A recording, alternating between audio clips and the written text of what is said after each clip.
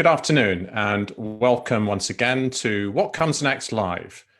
My guest today is Wanda Wyporska, who is the Executive Director of the Equality Trust.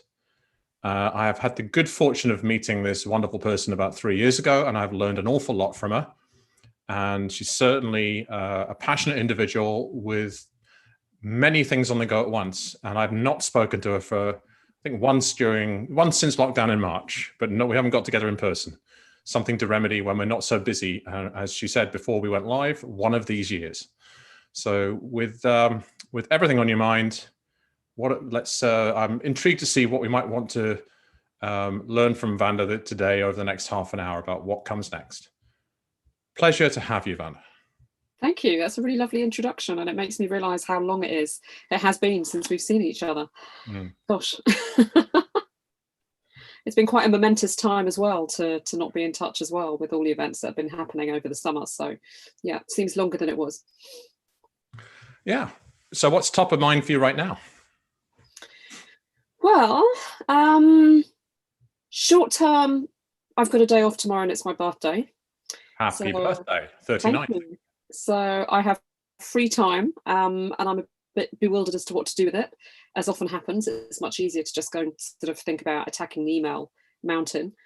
But longer term, I think we're coming towards the end of this year, and it's a real time for reflection as to what has changed, what hasn't, where the energy is, whether the momentum will be continued from all of the various movements and things that have been happening this year. So it's a really kind of, those two things I think are coinciding at the same time for me as to, what is next. And it's a scary but very interesting and exciting question. And I think one of the things is that, so many people who work in change or in charities or in organizations that want to see change get quite scared when change happens. And I've probably said before that change doesn't usually come from writing a report, getting some media coverage, and then an MP suddenly or a PM suddenly adopts all your measures. Change is messy and dirty and goes forward and then goes backwards. And so it's really, really an interesting time to see how people react to change as well. The word that comes to me from listening to your opening thoughts is feelings and energy. And as I was taught years ago, emotion is really from two words: energy and motion, E-motion. And for me, I kind of spend a lot of time talking to a lot of people all over the place. And my work's around leadership and change. And I do wonder at the end of this year what people's energy is like and what it might be when it carries it forward into New Year. Because change doesn't happen because of rationality. I don't believe in that. I think it happens because people have a shift in feelings and a shift in energy. And so public sentiment, and you're quite a master at communicating some of those things with different initiatives and being eloquent on television and public speaking and writing and stuff. But it does make me think about, I've had a lot of people feeling that they shouldn't be feeling uncomfortable right now. A lot of leaders in the last month or so, that no, I should be fine. But there's a level of uncertainty fatigue, crisis fatigue, as some people are setting in, even those whose organizations, movements, businesses are in pretty decent shape and with good momentum going into the next year. So how do you rest, and how do you reflect? Well, I think a lot of us feel that. And I think, depending on the size of your organization or your responsibilities, we've seen the fusion of home and office. We've seen a fusion of personal life and professional life. And I think those emotional boundaries and the wearing away of those emotional boundaries have had effects on us that we probably haven't really fully sort of consciously thought about as much as we ought to have done.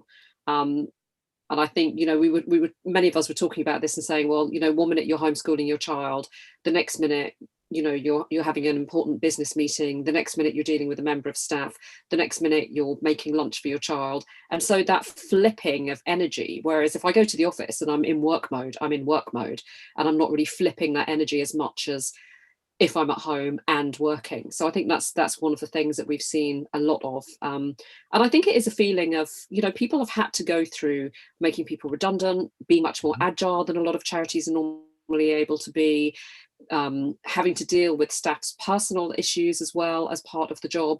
And so I think, there has been a lot more emotional energy around work than there previously was. And so I think, that has, for good leaders and good managers, that will have had an impact on them, because, you'd have to be pretty hard-hearted not to be empathetic and sympathetic, when staff have these issues, and working around that. And of course, I feel in a sense at the moment we've got the worst of both worlds, because we haven't got the pleasures that we would have of being able to go out or do the things we normally do. But I think we've got back to the work levels that we had previously. And of course, we can't sort of sit in the garden or sit in the park with that lovely weather that sort of sustained us over the first lockdown. So I think we're coming to an end. Certainly I feel I'm coming to the end of a very, very tiring year. It's been a very interesting year to see a lot of movement, but it's also absolutely draining. And I think that is change, isn't it? Change isn't something that just happens, as you said, and we all sort of skip merrily on. It demands a lot of work and a lot of energy, a lot of thinking, but also a lot of emotion. So from the sort of cracks that we've seen in the summer, from the movements that we've seen gain momentum in the summer, the trick now is at this point where we've all got really quite low energy and we're sort of, crawling towards the holidays, is to really sort of re-energize ourselves and keep that momentum going, because next year is it's going to come whether we want it or not, and many of us will be really glad to see the back of this year. But on the other hand, we've seen some momentous change in terms of Black Lives Matters, in terms of a range of issues, in terms of COVID and highlighting inequalities. So there's been a step change in understanding. There's been a sort of turbo boost and a catalyst to understanding. I mean, I don't have to explain to people what structural inequalities are anymore, or at least very rarely.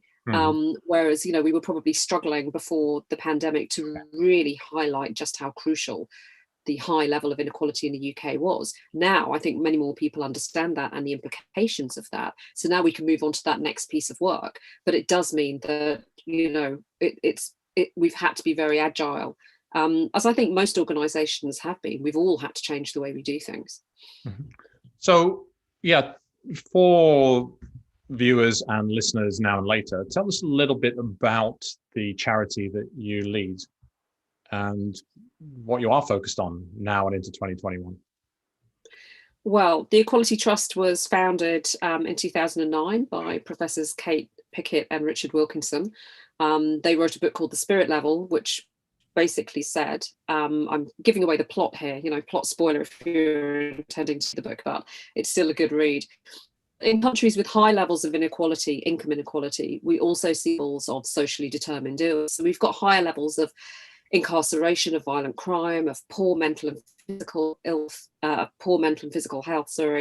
of low levels of social mobility, low levels of educational attainment, lower levels of life expectancy. So a whole range of those things that we know we associate those with poorer and more deprived areas. And COVID again has shown us that, the higher rates have been in the most deprived areas. The link between income and wealth and health, quite frankly, and other things. So the organisation was set up by the academics, and that's what I love as a former academic myself, that they weren't content to see their work sit on a shelf or be in journals, but they set up an organisation at the same time. And we've been campaigning for over 10 years on economic and now social inequalities as well. So we do a range of work, from looking at CEO pay ratios to equal pay and gender pay and bonus gaps. We work with young people to support them to become campaigners and to campaign on the areas that they really feel strongly about. And we have 20 local groups around the country who look at inequality in their own areas and build campaigns in their own areas and lobby their local councils. And then we work at national policy level, so lobbying the government for an inequality reduction strategy and making sure that inequality really is something that is thought about by policymakers, because if 2020's done anything, it's shown us that we are not capable of taking a real sort of hit like COVID or whatever else it may have been, a recession, and we're obviously going to be hit by recession and COVID at the same time.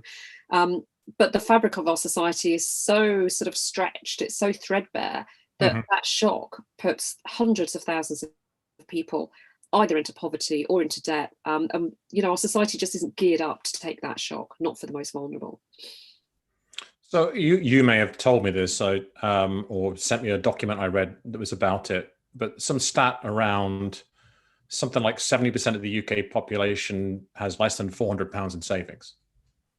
Yeah, Right? if their boiler went, or for some families it's having to buy their kids a new pair of shoes or having to buy their kids a new coat. All of these things. If these things happen, it's a financial shock that sends people into poverty or debt. And we're and this was before COVID, and we have, I think, approximately, like in the EU, just about the bottom level of statutory sick pay. So when we're wondering why people don't go back to work or they avoid tests, if your wife's a billionaire and you're the Chancellor of the Exchequer, you might struggle to empathise with that situation, right?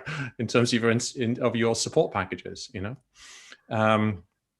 But yes, it adds stretch this thin. So what you said earlier was that, so you have the academic background and the data and the movements, like, was it a couple of years ago, you got together some other organizations to promote it, and you did Fat Cat Friday, which is the third working day of the year and the day in which the average FTSE CEO goes beyond the average wage in like 3 days into the year or something, like CEO pay. But some of this is education around income inequality and wealth inequality. From what you're saying, you don't have to explain structural inequality to people so much anymore. Although God love John Amici for the constant way he keeps explaining white privilege to people, right? It just calmly, and repeating it. And eventually more people understand it, right? And that's an example of inequality, but it's a different form of inequality, obviously. But if the education part has shifted forwards, does this change the direction so a two-part question, does it change the direction you take things in next year? And to what level do you look to coordinate more with other charities broadly in the same area? Because there is some significant overlap. Yeah, and I think, you've either read my mind or my board papers, which I'm in the middle of at the moment, because we have been funded by the John Ellerman Foundation to set up a coalition of third sector and voluntary organisations to look at and tackle structural inequalities, because I think a lot of third sector organisations have realised that they need to go to the root and the cause of the issues rather than just keeping the bandages on. So that's something we'll be starting out in January. And it started from a rather sort of, it's the power of Twitter, really, isn't it? I sent out a bit of a snide tweet earlier in the year, and when the Marmot review 10 years on, which was a big review of health inequalities, and it was updated this year, when that went out, loads of people were tweeting and commenting on it, and I sort of semi-sarcastically said, well, if everybody who was tweeting about this joined an alliance to tackle structural inequalities, wouldn't that be good? And then I just got overwhelmed with people saying, yeah, that's a great idea. So the sort of it's the danger of me on Twitter. I think we've just started a partnership with the National Justice Museum, which is another result of me and Twitter. So I should probably be kept off it for a while. But that's something that we'll be doing. And also organisations have come to us and said, we want to do this right. We want to get long-term change within our organisations, but also in the way that we are managing our programs or supporting people. And so, we were thinking about setting up a consultancy before this happened, and now that's really sort of got a lot of support. So we've had a lot of organisations come to us after the summer. So that's something that we are doing. That is part of our What Next plan for next year. I think it's interesting to look at how we started off looking at income inequality, and then we moved, when I took over 4 years ago, to look at economic and social, because although you mentioned white privilege and the fantastic John Amici, these things are connected. It's no coincidence that when we look at who is at the bottom of the income group and why, and that's a whole other What Next session, I imagine. So it makes sense to bring these things together when we have a gender pay gap, an ethnic minority pay gap, a disability pay gap, a class pay gap in the UK. Then obviously we have to look at those intersectionally. But I think it's really, really useful for organisations to be looking at that broader piece now. And what we've always been trying to do, in a very sort of much more subtle than me on Twitter way, is to talk to organisations about, well, if you are giving out food parcels, how far back are you prepared to go upstream? Are you prepared to look at the causes of poverty? Are you prepared to look at the policy? Are you prepared to step further outside what you're doing to actually look at the root causes? So I think, many more organizations now are thinking about that, because, we can't keep putting the bandages on. Obviously, we will keep putting the bandages on, but we need to get that change upstream. Fantastic. So lots of change. One thought occurs to me about what's next around inequality is there is an absolutely looming, what the Americans call 800-pound gorilla, right? That nobody's willing to look at, because they'd have to, how do you eat an elephant one bite at a time? But it would be too big. And I read something recently that 40 years ago, and for those who might listen or watch not in the UK, Brits culturally have a massive attachment to owning their own property where they can. It's a huge part of people's sense of self and identity. Where they can, they like to own their own property. And in 1989, the average earnings in the UK compared to the average house price meant that you could buy a property for 2.4 times annual earnings. And at that point in time, because I had a property in 1989 and I was very young and I got my first property, you could get a 95% mortgage and you could get it on 3.5 times earnings, even though the interest rates were slightly higher. So, and I could do this off, at the time, my earnings were about average national earnings. I was quite a graduate, but quite young.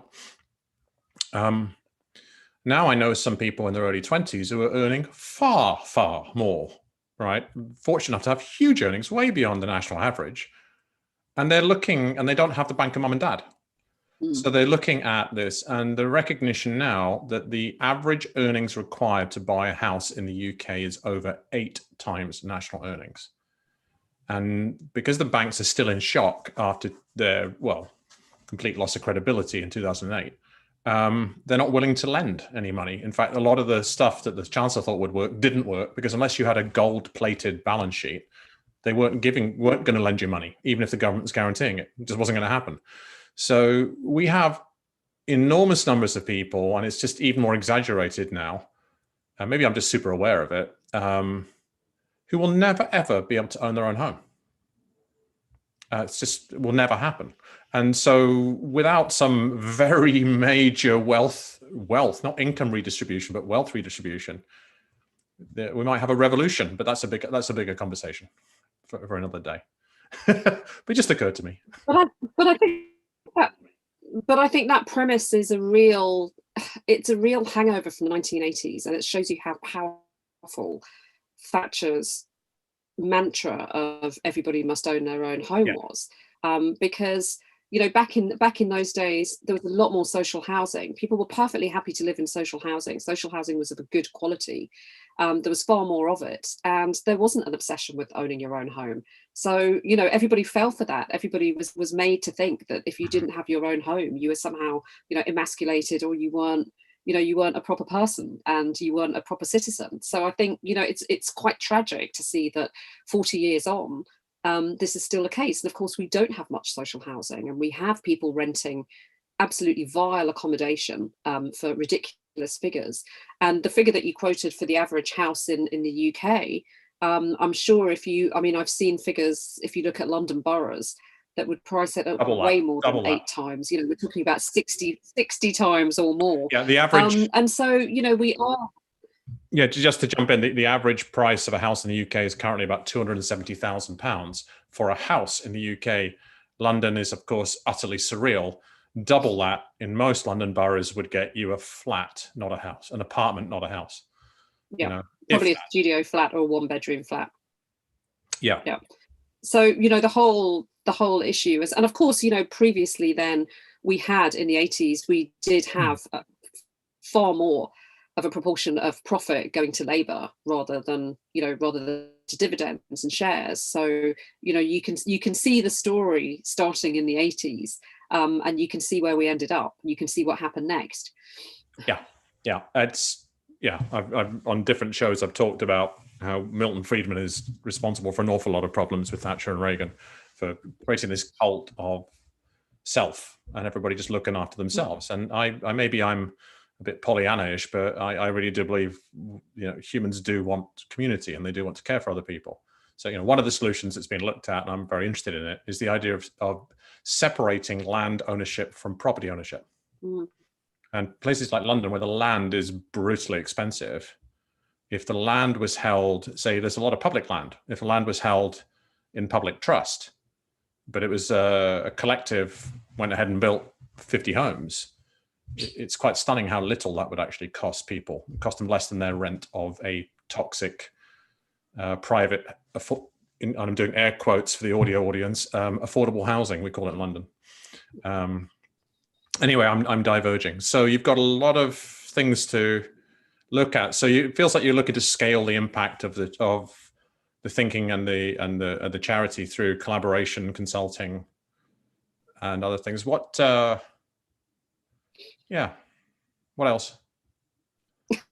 Not what else are you going to do, but what else pops into your mind? Well, I think it is about looking at really what's going to happen in the next couple of months, because there are going to be huge financial shocks. And although I say we, I'm obviously using the royal we, me and Rishi. Well, he does work. He does work for us. We're voters, right? Well, it's a certain type. As long as furlough happens, we're really just putting off the pain, aren't we? I mean, we saw Debenhams collapse. We're seeing Arcadia collapse. We're seeing, a lot of the high street was pretty ready to collapse before COVID, but this has just hastened it on. We're seeing the huge impact of hospitality, and we know already that disproportionately those who are losing their jobs are on lower incomes and are women. If you've got an office job or a research post or something like that you can do from home, that's absolutely fine. It's great. And I feel really privileged that I have a job that I can do from home, even while I'm moaning about doing homeschooling at the same time. But, this is a very, very unequal recession. The jobs are going to go mainly from the bottom. And we've seen, with the Forbes billionaire report that came out last month, that billionaires' collective wealth has topped 10 trillion, and that some of that is down to COVID when we look at all of the online stuff we've all been doing as a result. So there are very clear winners and very clear losers, and it is that fact that the rich are getting richer and the poor are getting poorer. And if we don't really do something about that soon, then we know what happens when you have big financial disease, when you have a recession, when you have people with no jobs. We've seen that as a historian. We can quote numerous examples of that. But what we saw before COVID even was that there was civil unrest in many countries, in Chile, in Lebanon, the Gilets jaunes in France. So, the beginnings of that unrest were happening already. And this is bound to, I think, have an impact on that. Well, we saw that with Donald Trump in a way, because it was this feeling of being disempowered among a certain part of the population. They thought, well, he'll give us the answers. He'll stick it to the man, even though he was the man, right? But not to have a conversation about him.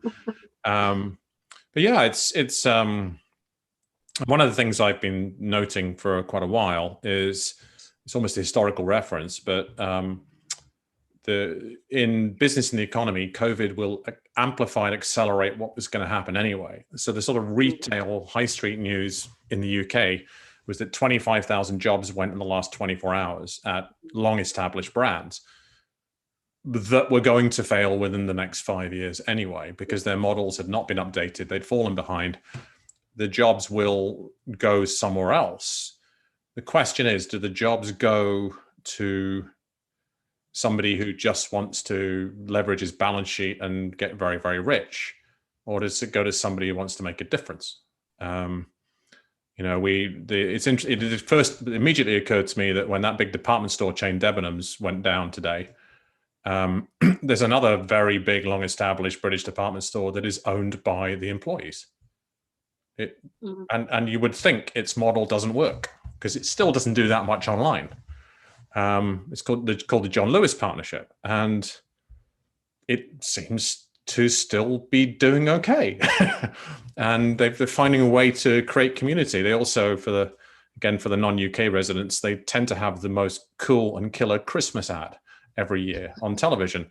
And perhaps part of that is because it's not just a marketing agency saying, here's how you can look kind once a year for a day.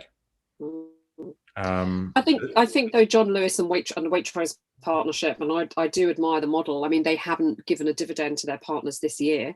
No, so they have been struggling for sure. Yeah, they have been struggling. But I think also they're a very sort of solidly middle class brand. And, you know, what we're seeing is the hollowing out of middle class, with the hollowing out of middle class jobs as well. But, you know, even if they get down to buying Waitrose essentials, they'll still be shopping in Waitrose, because that will be the last thing to go. Because, you know, it's part of the status, isn't it? It's part of one's status that, you know, being middle class by definition means, you know, you're going to shop in certain places. And so these things are the last things to go. The second car might go, the fourth holiday might go, but by God, you know, Waitrose is still going to carry on. And it's what we cling to, isn't it? It's what people cling to. What are their non-negotiables? It's a little bit like the sort of, you know, saying that women will buy lipstick in a recession, because it's you know, it's one of those small things that makes you feel good, and doesn't cost that much. Affordable luxury, right? An affordable luxury. Exactly.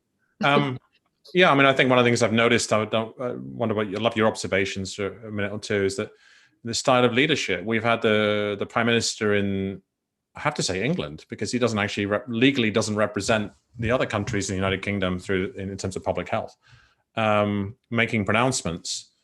But the key resonance for him is the word freedom. We can't do that because of freedom, right? And it's like America light. And you know, I was talking to some people. I'm from Scotland originally. I was talking to some people who went up there and came back, and they went, "It's just different up there." You know, now there'll be the odd people who aren't following the rules, but there is a collectivism up there, and I think politically there always has been. I mean, if Scotland hasn't voted for Conservative government since the Second World War, all right, it's very different politically. It has a lot more collectivism. And how far does it go when you're living in your multi-million-pound home in central London, and because of all the Second World War bomb sites, there's loads of social housing in amongst all the mansions, right? Which I quite like, the fact that there's a mixed, what you call mixed housing.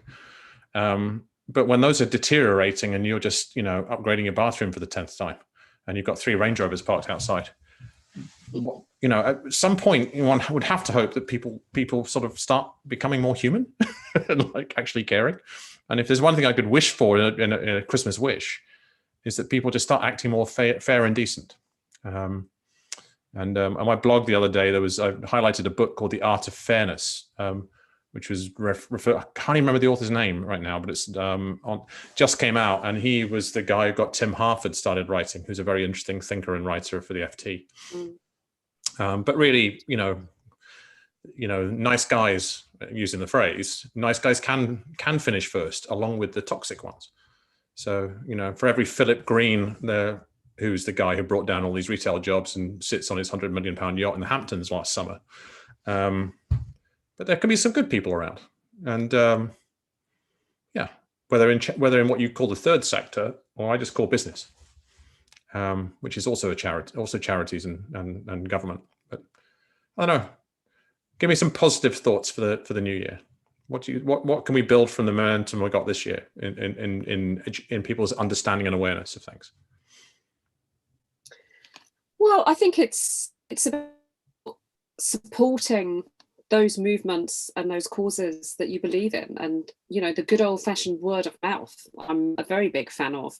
I've talked to people about all sorts of things in gym locker rooms, at bus stops, or sitting over literally some knitting.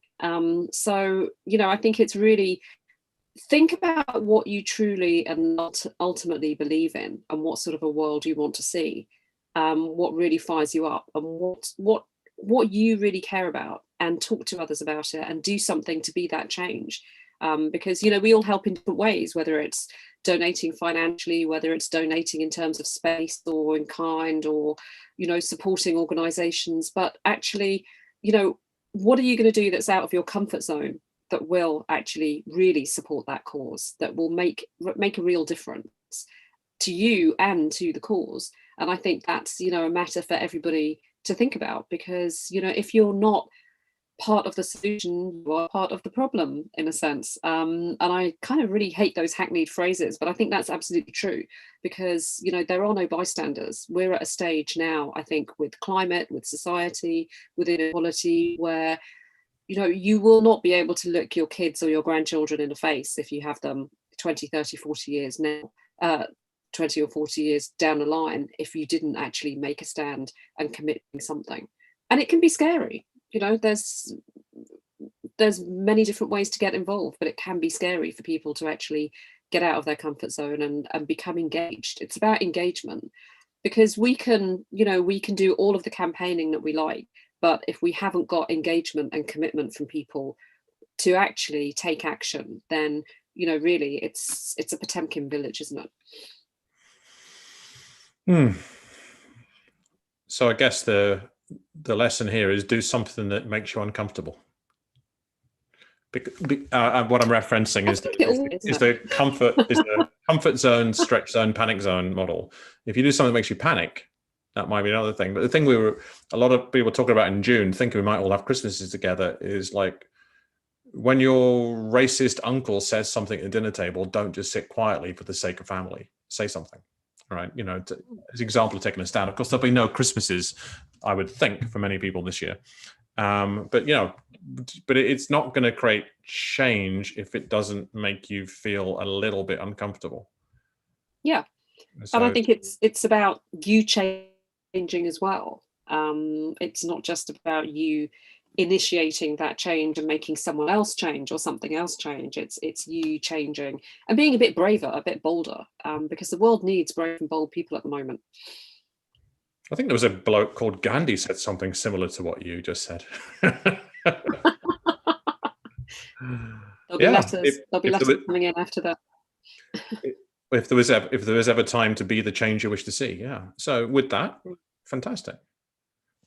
Thank you. And may you enjoy your birthday tomorrow, your 39th birthday once again. And may you, if I could make one recommendation to you, is when you finish this call, start a piece of paper that says "to don't," and write at least one thing on it that you won't do tomorrow. And that way it'll create some space. That's a very good idea. I should do that every day, actually, Tom.